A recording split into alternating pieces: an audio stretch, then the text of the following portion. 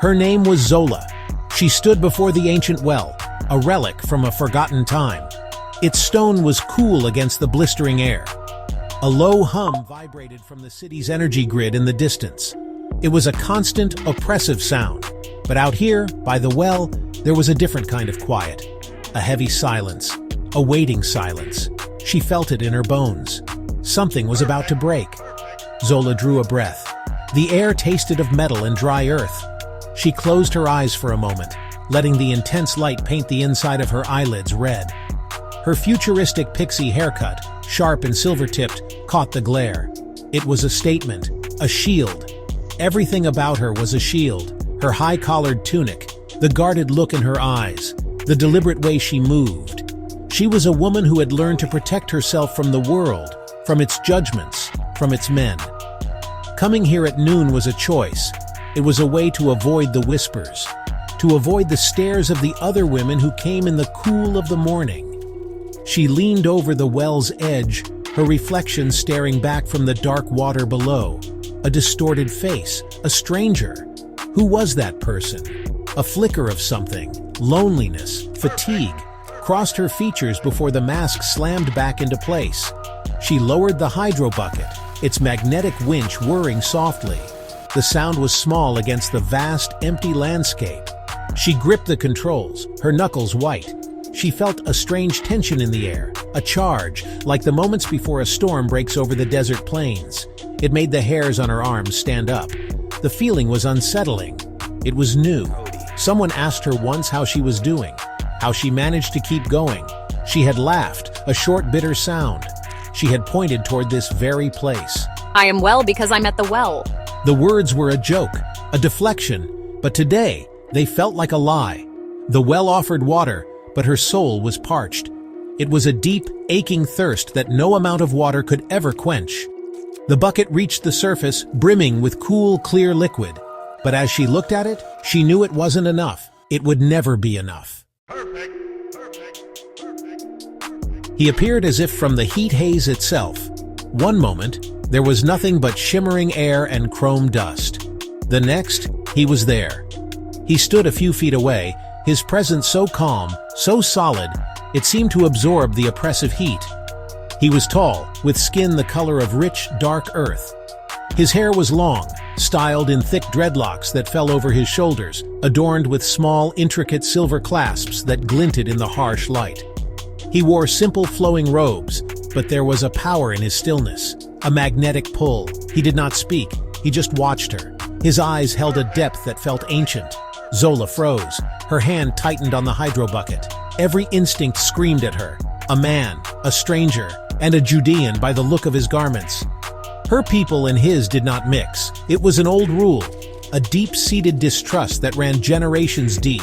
She braced herself for a demand, an insult, a threat.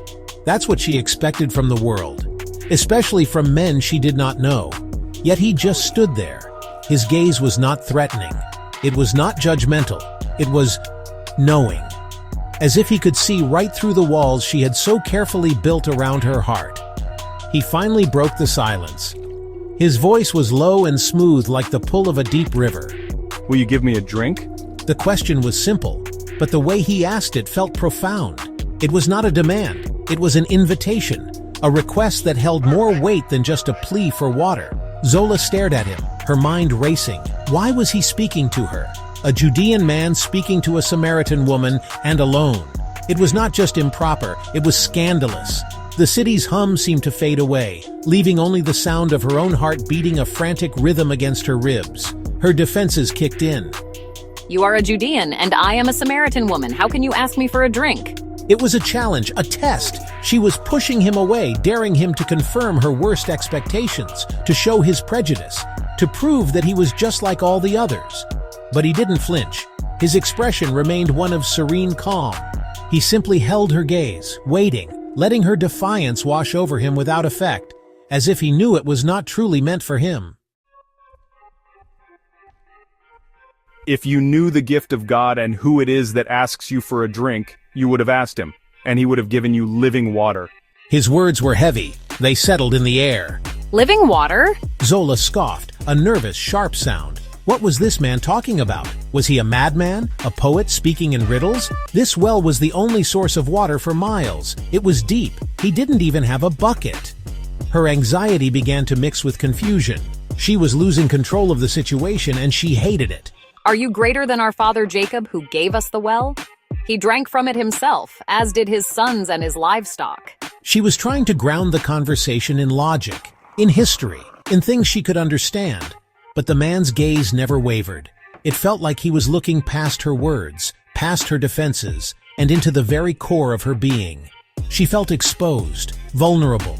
It was a terrifying feeling for a woman who had spent her life building walls. The man's expression softened, but his eyes grew more intense. Everyone who drinks this water will be thirsty again, but whoever drinks the water I give them will never thirst. Indeed, the water I give them will become in them a spring of water welling up to eternal life. The words hit her, not in her mind, but somewhere deeper, a place of profound and hidden longing, a place she kept locked away. The thirst he spoke of, she knew it. She had lived with it every single day of her life. It was the emptiness that followed her into sleep each night. A desperate hope flickered within her. It was foolish, it was dangerous, but it was there. Sir, give me this water, so that I won't get thirsty and have to keep coming here to draw water. Her request was practical, but the need behind it was spiritual.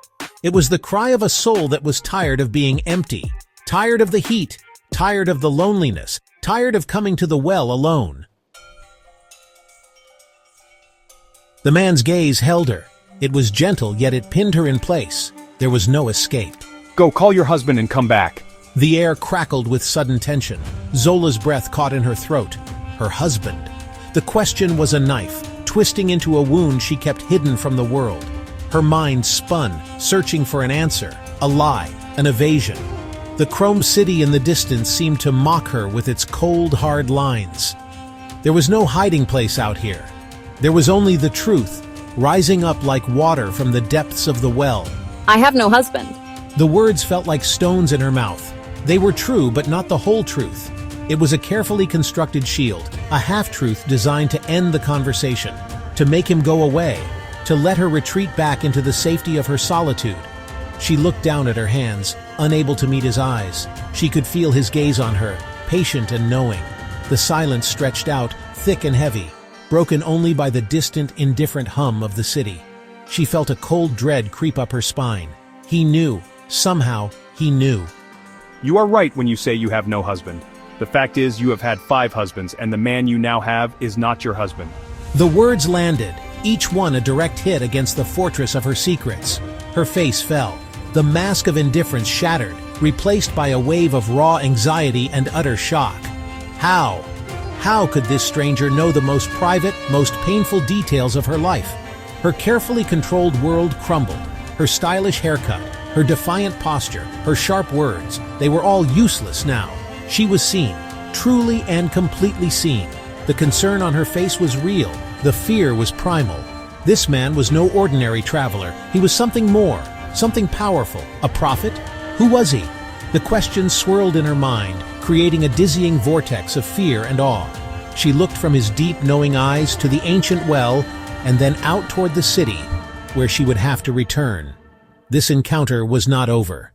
It was just beginning. To be continued, but y'all be well.